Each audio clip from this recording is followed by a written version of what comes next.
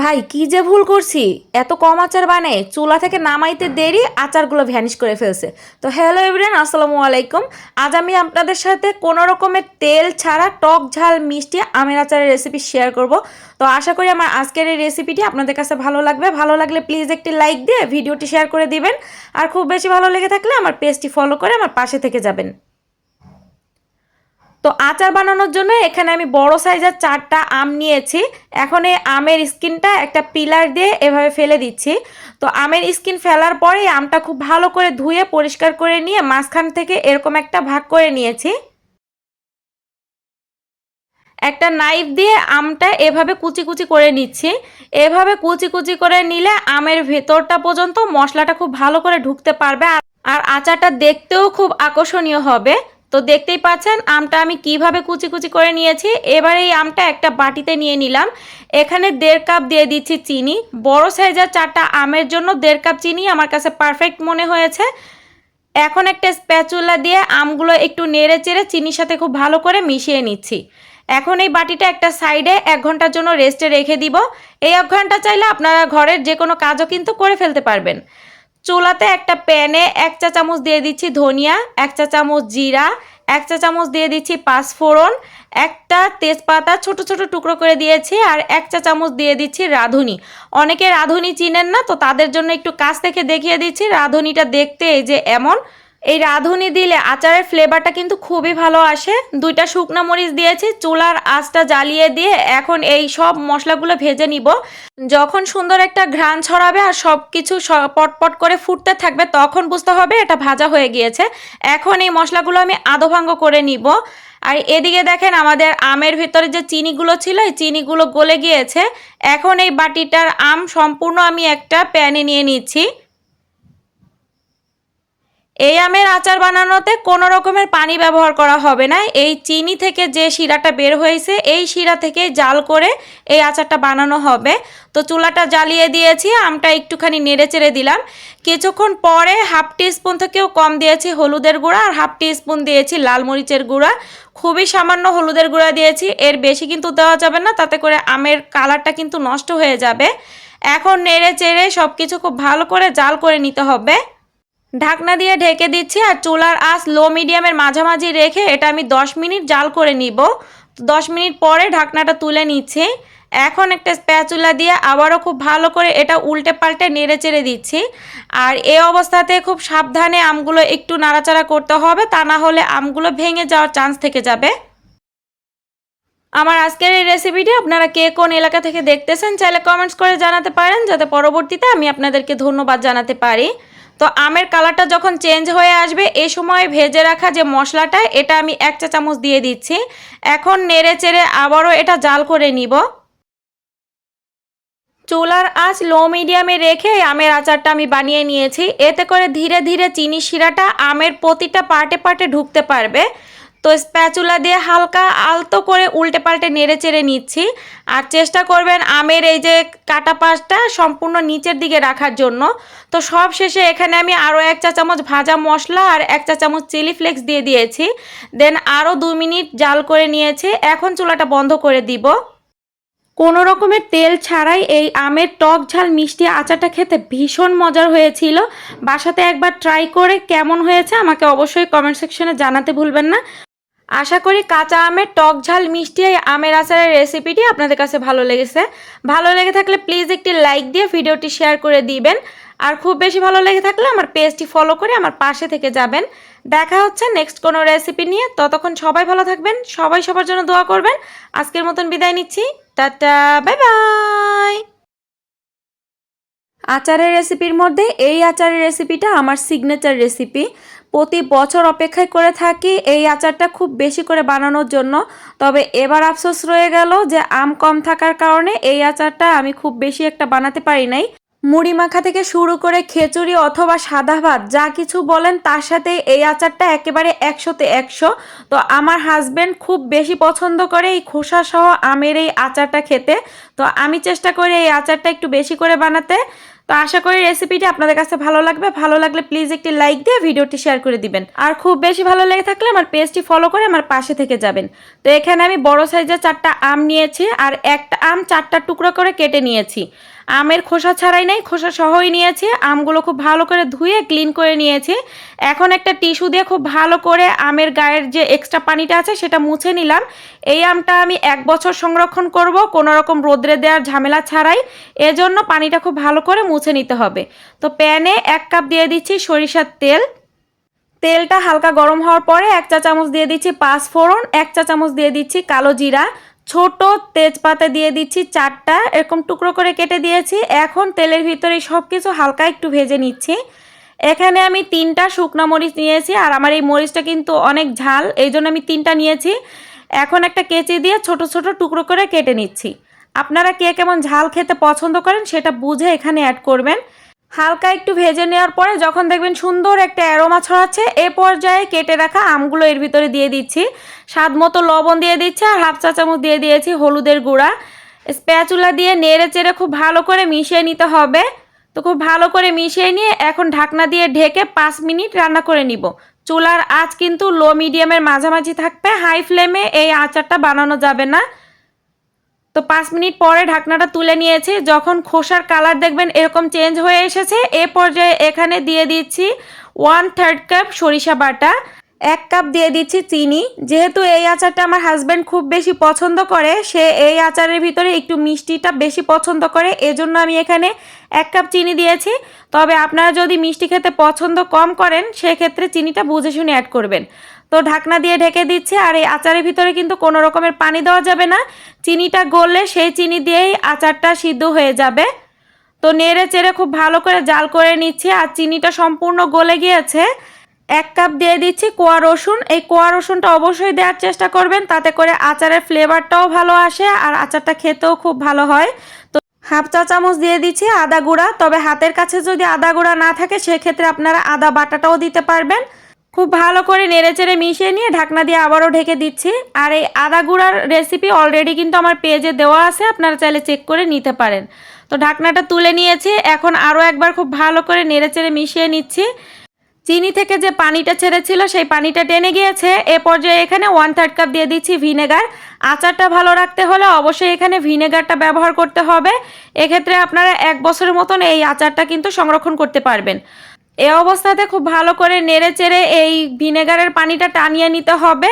তো সব শেষে এখানে আরও 1 কাপ দিয়ে দিচ্ছি সরিষার তেল। সরিষার তেল দেওয়ার পরে একটুখানি নেড়ে চেড়ে মিশিয়ে নিচ্ছি। আর একটা আম আপনাদেরকে আমি গালিয়ে দেখাচ্ছি, যে দেখেন আমগুলো খুব ভালো করে সিদ্ধ হয়ে গিয়েছে। তো সব শেষে এখানে আমি দিয়ে দিচ্ছি 5 ফোড়নের গুঁড়া। এই 5 ফোড়ন আমি কিভাবে বানাই আমার আরও একটা আচারের রেসিপিতে দেওয়া আছে, আপনারা চাইলে কিন্তু দেখে নিতে পারেন। তো খুব ভালো করে মিশিয়ে নিয়েছি। সবশেষে আরও 1/2 কাপ সরিষার তেল দিয়ে এখন চুলাটা বন্ধ করে দিব। আর এই আচারটা পুরোপুরি ঠান্ডা হওয়ার পরে ফিরে আসতেছি। তো ফিরে আসলাম পুরোপুরি ঠান্ডা হয়ে যাওয়ার পরে।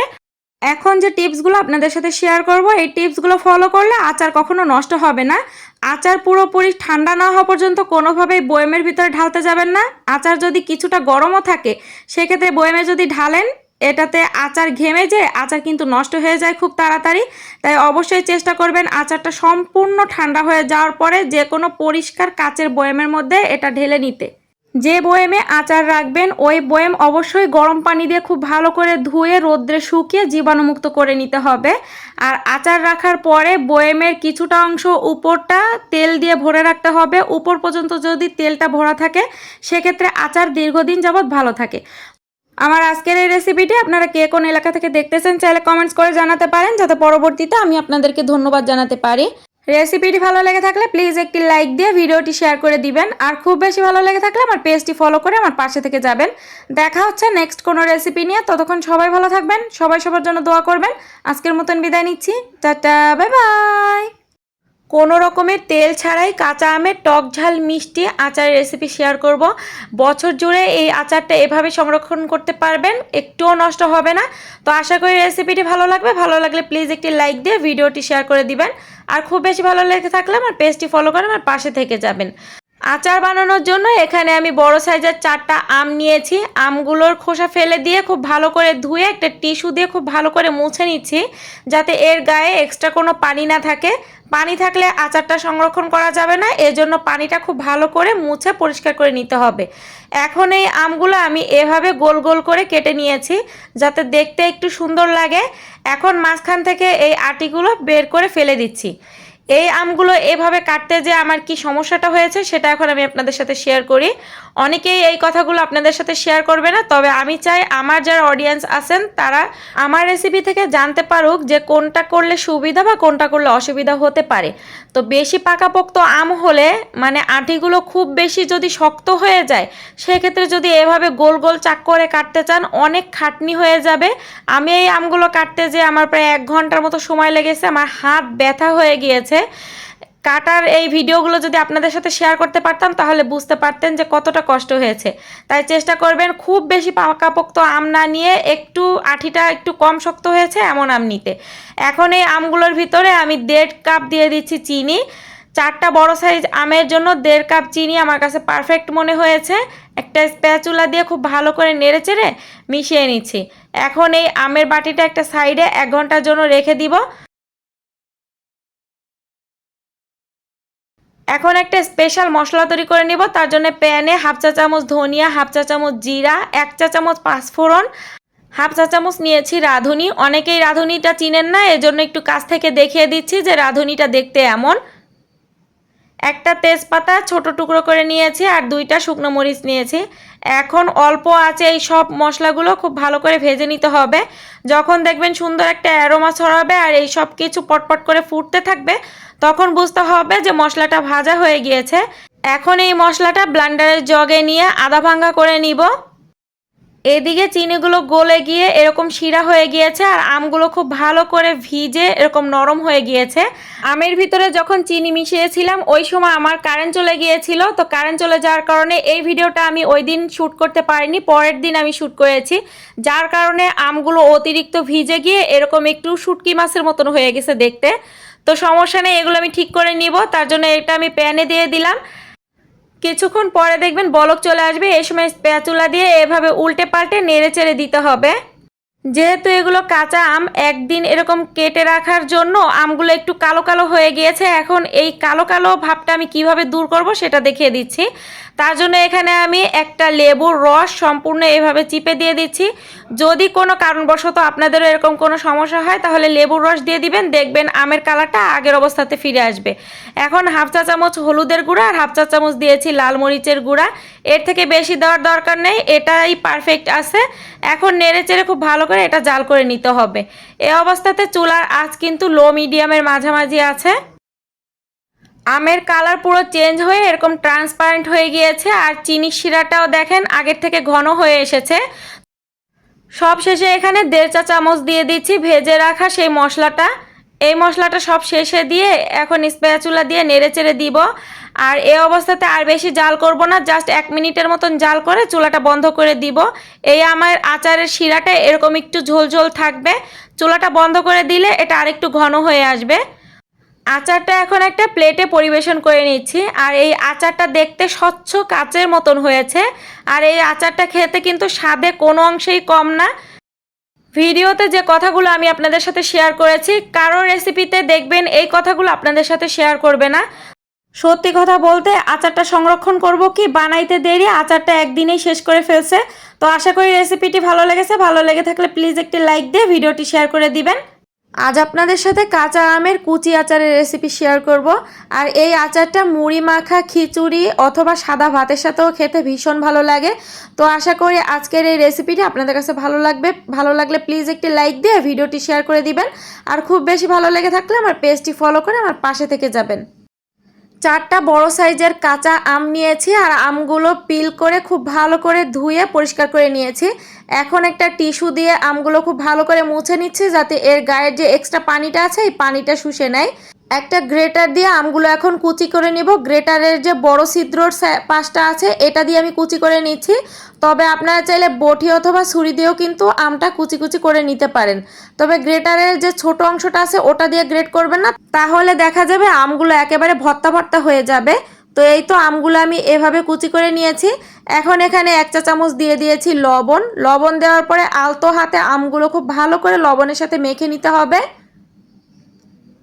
কিছুক্ষণ মেখে নেওয়ার পরে দেখবেন আমগুলো থেকে পানি ছাড়তে শুরু করবে। এই অবস্থাতে আমগুলো খুব ভালো করে নিগড়ে পানিটা ফেলে দিতে হবে। আপনারা আপনাদের সুবিধা মতো যে কোনোভাবে আমটা খুব ভালো করে নিগড়ে পানিটা ফেলে দিবেন। এখন এই কুচি আমগুলো একটা বাটিতে নিয়ে নিচ্ছি। স্বাদ মতো দিয়ে দিচ্ছি লবণ, 1/4 টিস্পুন দিয়ে দিচ্ছি হলুদের গুঁড়া, 1/4 কাপ দিয়ে দিচ্ছি সরিষা বাটা, 1 চা চামচ দিয়ে দিচ্ছি কালো জিরা, 1 চা চামচ ভর্তি করে দিয়ে দিচ্ছি পাঁচফোড়ন মশলা গুঁড়া, 1 চা চামচ দিয়ে দিচ্ছি ভেজে রাখা চিলি ফ্লেক্স, 1 কাপ দিয়ে দিচ্ছি সরিষার তেল। এখন একটা স্প্যাচুলা দিয়ে সব কিছু খুব ভালো করে নেড়েচেড়ে মিশিয়ে নিতে হবে। আমটা হাত দিয়ে নিগড়ানোর পরে কোনোভাবে আর কিন্তু এর ভিতরে হাত লাগানো যাবে না। বাকি সম্পূর্ণ কাজ আপনাকে চামচ দিয়ে করতে হবে। আর যদি হাত দিয়ে করতে চান সেক্ষেত্রে হাতে হ্যান্ড গ্লাভস পরে নেবেন। তো খুব ভালো করে মিশিয়ে নিয়েছি। আর আমি অফ ক্যামেরায় এখানে 2 টেবিল চামচ চিনি ব্যবহার করেছি। আপনারাও চিনিটা দেওয়ার চেষ্টা করবেন, তাতে করে আচারের টেস্টটা আরও বেশি ভালো আসে। আচারটা সংরক্ষণ করার জন্য 1/4 কাপ দিয়ে দিচ্ছি ভিনেগার।